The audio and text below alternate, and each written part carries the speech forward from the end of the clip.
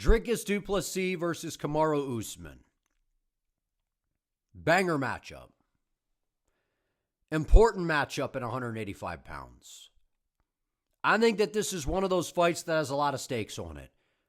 Right? DDP being a former champion, looking to get back to the title. Kamaru Usman in basically the twilight of his career towards the end here, moving up to 185 pounds, looking to become a champion at 185 and add to his already incredible legacy and, looking kind of for a fresh slate in a new division and all these different things. It's a big fight. But I feel like this fight is super simple and it's going to come down to one key thing that decides how this fight is going to go. And I can sum it up into one question. And that is, in this time away for Dricus Du Plessis, has his takedown defense gotten better? Has he improved as a wrestler defensively?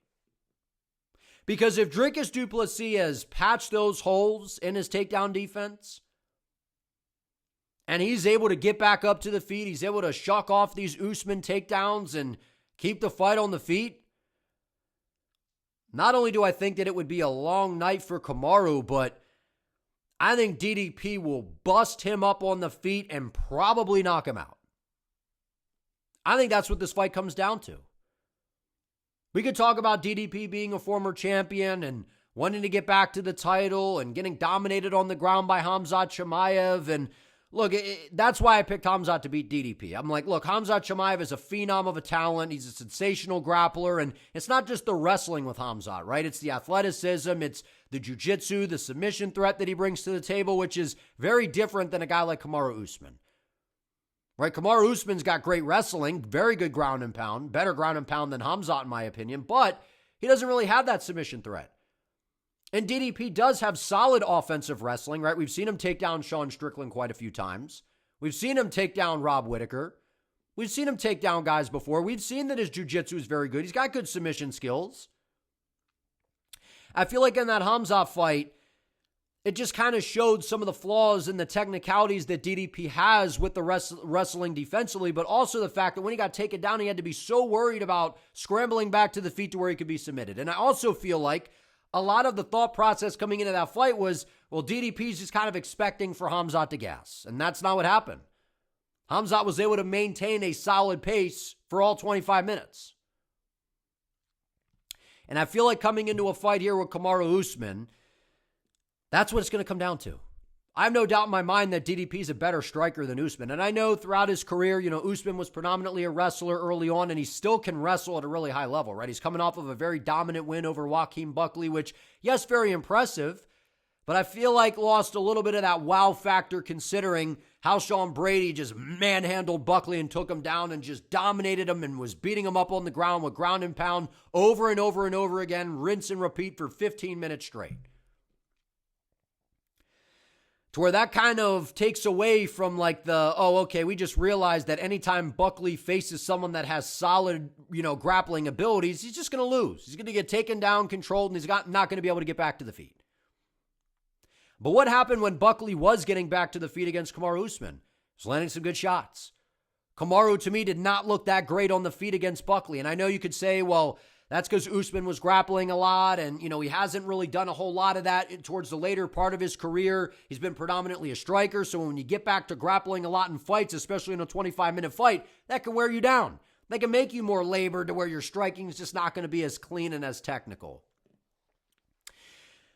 But I feel like on the feet, as good of a striker as Usman's gotten over the years, right? Working with Henry Hoof, Trevor Whitman especially, his jab is a piston. He's got a perfect jab. He's got an excellent straight right hand down the middle. He can switch stances very well. He's a very smart fighter. And we've seen one thing about DDP, as good as an overall fighter as he is, especially with the striking on the feet and as Looney Tunes and chaotic as it is, he's very susceptible to straight shots down the middle. Right, and I know that Sean Strickland, I've been saying, I think he has the best jab in the sport. I'm not saying that Usman has a jab to the level of Strickland, but it's still good enough to where we've seen DDP struggle a little bit with the jab. To where I can absolutely see Usman peppering him with the jab.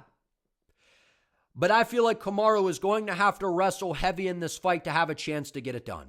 And I know that Kamaru is one of the greatest fighters of all time. I think he's the second greatest welterweight behind George St. Pierre. Yes, was controlling Leon Edwards and dictating that fight in the rematch, and then got knocked out by the head kick late. Got, convincingly lost in the trilogy, and on short notice against Chimaev, put up a great fight. And, MMA math, Usman a lot more competitive with Chimaev than DDP, but styles make fights. We all know that. Usman's riding high off of a win over Buckley, one that I feel like has lost a little bit of steam. And he's coming up to 185 pounds against a motivated and determined Dricus, who's in the prime of his career at 32 years of age, looking to get that title back. And a guy in Usman, who I feel like a lot of it was, look, welterweight's an absolute gauntlet. I think welterweight and flyweight are the two best divisions in the UFC right now. Let me move up to 185. Yes, 185's got some savages, but I got history with the current champion in Sean Strickland. I got history with Khamzat Chimaev. So depending on how it all plays out, depending on who the champ is, if Usman can somehow go out there and beat a guy that already has a great legacy and is already a big name, a former champion in DDP who has some excellent names on his resume, to where if Usman can beat him, I can see them giving him a title shot. Right? And if he loses, it's like, we just lost to DDP, world-class fighter. So to me, this isn't really a losing situation for Usman, daring to be great moving up. But I'm here to say that this fight all comes down to one thing, in my opinion, and that is, can DDP stop the wrestling of Kamaru Usman? And if he can, I think he's going to bust Usman up bad on the feet and probably TKO him and get him out of there. Because not only is DDP, a tank and probably, I'd say, the biggest guy and most explosive dude and most chaotic guy that Usman has ever been in there with, right? So DDP's a guy that I could see him fighting at 205 at some point. Very physically strong, hits hard. He's going to hit harder than anyone else that Usman's been in there with. And Usman being older in his career, right? He's got the wobbly knees, doesn't really move that well. Right? And even if he does take DDP down, I don't know if he's able to control him to the same level that Chimaev did. And he's not able to keep him down, well, then they're going to get back to the feet. Usman's going to get a little bit more labored. DDP's confidence is going to start to grow. And that's where you're going to see Dricus start to open up. And we've seen, DDP can fight out of both stances. And when guys are a southpaw and they have good footwork and they can attack Usman with uppercuts and kicks to the body and set up those high kicks like Leon Edwards was, that's a vulnerability in Kamaru's game. So I'm never going to doubt Kamaru Usman and say he doesn't have a shot. I definitely think that he can go out here and get the job done.